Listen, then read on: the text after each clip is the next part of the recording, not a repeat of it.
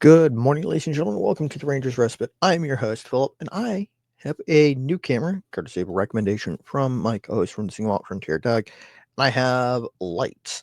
I have cooler light, slightly warmer light. We'll see how that balances out, see how I feel about this later, and I might adjust those values later.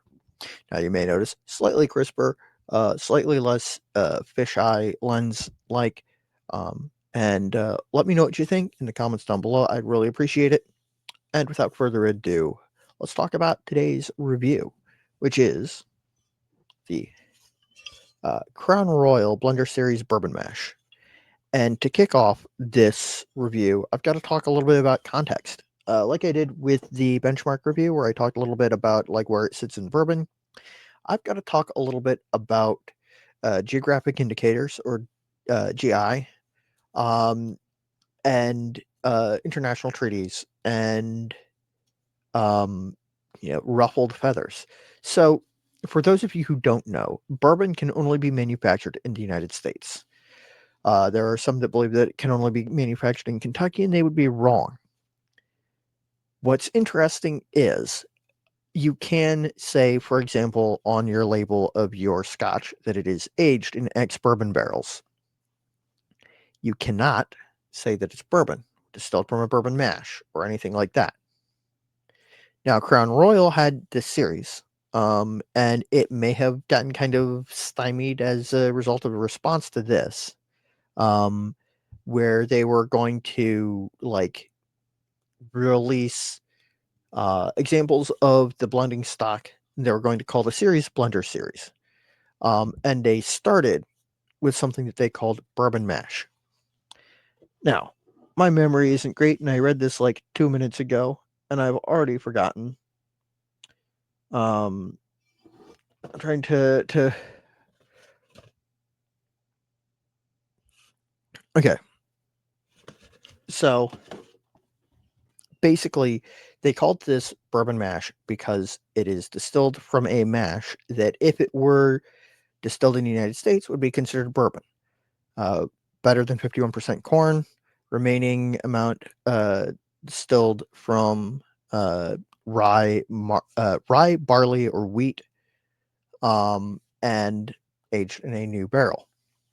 Now, of course, it isn't bourbon, and putting bourbon mash on it in the manner that they have is a violation of treaties that Canada has with the United States.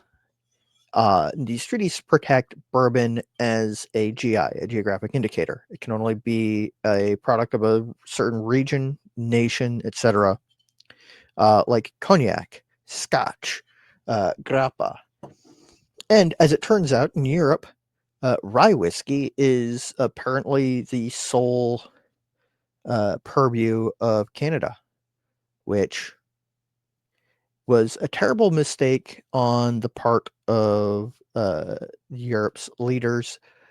But that is a complex issue that I might talk about some other time. In the meantime, what you need to know is that that isn't bourbon. Uh, the TTB initially approved it because, frankly, the TTB has a track record of taking labels from the biggest guys, going, "Yep, you know what you're doing," and focusing on making sure that smaller players in the industry are marking things the way that they're supposed to. Whether that's fair or not is not for me to decide. But it means that things slip through, like the bourbon mash. Now, almost immediately, trade groups in the United States went, "That's not right. You can't do that." And so Crown Royal voluntarily withdrew the label and put out the exact same whiskey with only Blender Series on it. But how similar is this whiskey that of course you can't see? How similar is it to bourbon? Now, mind you, bourbon has a fairly narrow band of flavors associated with it. And what the folks at Crown Royal were aiming for was the vanilla and caramel and slight spice that you get from the fresh oak barrels, and the rye content and the bourbon. Anyway, corn in the bourbon. Sorry, my camera just juddered and I got distracted. I apologize. On the nose, like, you know how certain brands have a style or something that is you take it or you encounter it and you go, oh yeah, this is Crown Royal, 100%. It's got a wonderful color, wonderful nose. It is Crown Royal. It smells like the standard Crown Royal. It's got a little bit of vanilla, a little bit more vanilla, I think, maybe than the standard Crown Royal. Maybe a little bit of cinnamon, some nutmeg, a little bit of like dusty caramelly notes. But that's all mostly the new cooperage. And there's nothing wrong with that. It's just I find it fascinating that that's where they're going with this bourbon mash.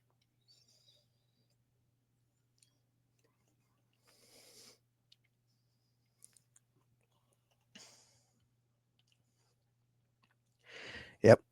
On the palate, definitely Crown Royal. It's got that. I can't even explain it. Like slightly tinny vanilla, caramel, a little bit of like baking spice, but it's got that note that I can't explain that I taste and I go, yeah, that's Crown Royal. That tastes like Crown Royal to me. And that's one of those things that, like, if you've had a bad experience with Crown Royal in the past, you're not gonna pick this up and go, "Oh, this is better," or maybe it is. You won't pick this up and avoid the like feeling or the memory of those bad experiences because this just tastes like Crown Royal. And much like the regular Crown Royal, the finish does not stick around.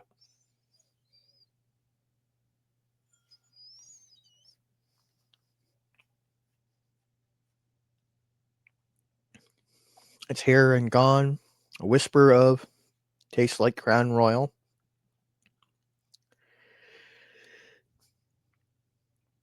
Tinny vanilliness, oak tannins,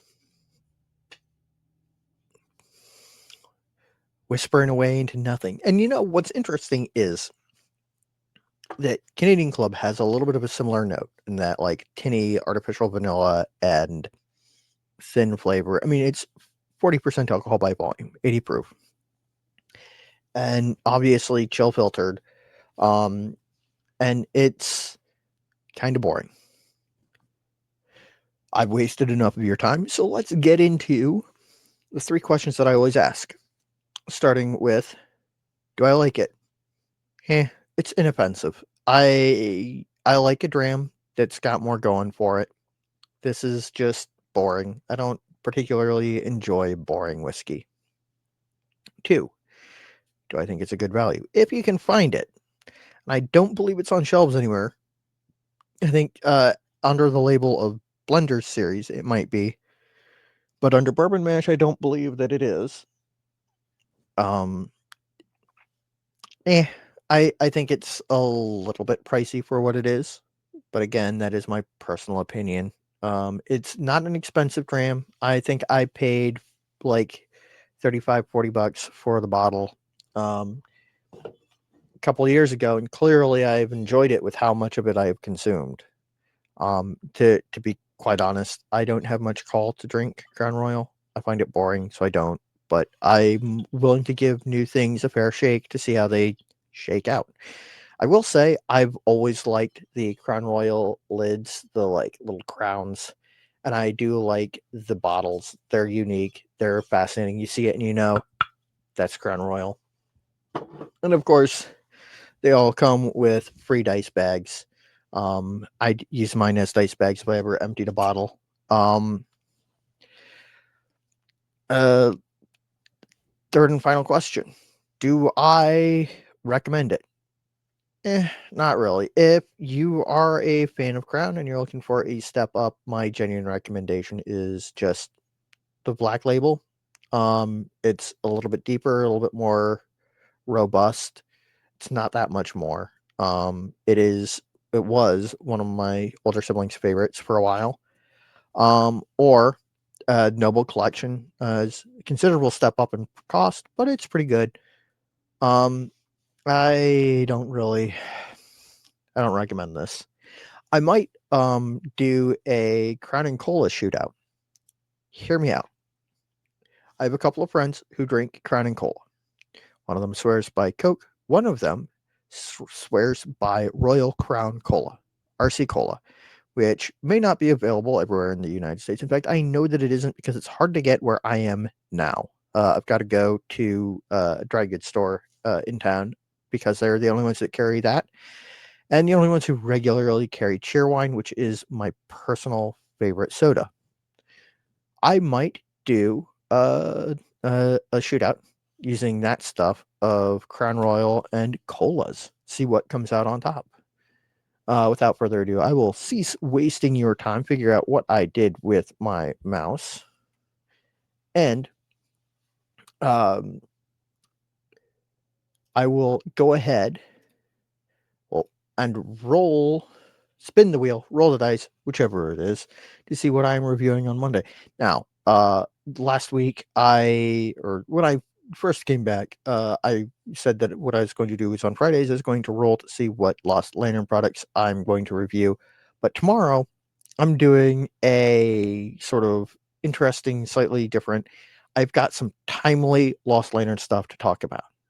So, tomorrow on Saturday, I'm going to be talking about the Lost Lantern Vatted Malt Edition 1, the remix, which is edition 2, and the reissue, which is, I think, just a revatting of uh, Vatted Malt 1. Uh, all in one episode. I'm going to hit it hard, run through them, and I'm going to have to let you guys know uh, that is going to be a longer video, but it's going to be worth it. I'm really excited. You can order the American Vatted Malt reissue and remix from them now.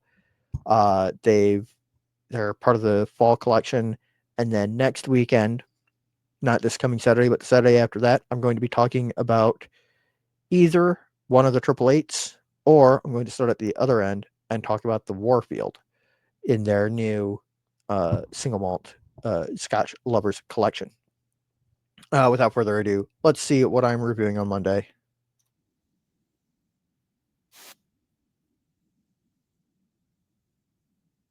Oh, spinning does trippy things on my screen. All right. So, Elijah Craig, VA ABC, selected barrel proof. This is basically a single barrel proof from Elijah Craig, but it's one that was selected by Virginia ABC.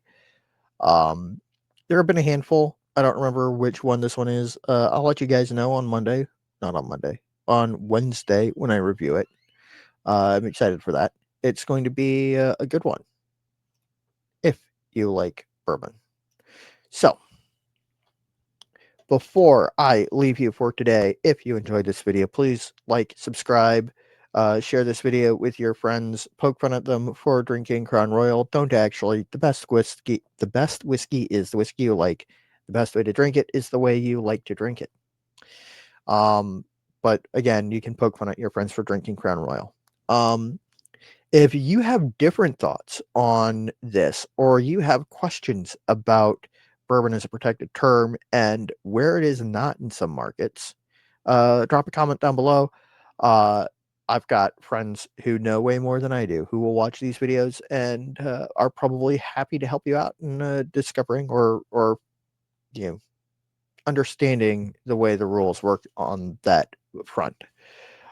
If you want to support my channel, as always, I have an Etsy link in the description down below. I will have a link directly to the pens that you can buy that are made from a French oak barrel stave that held cognac for a long time and was used to finish a peated American single malt whiskey in the Pacific Northwest. Those of you who know, and should be excited because it is extremely cool.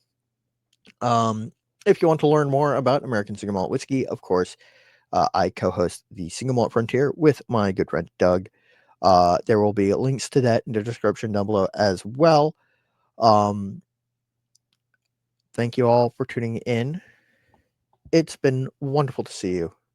And until next time, stay happy, stay geeks, sláinte.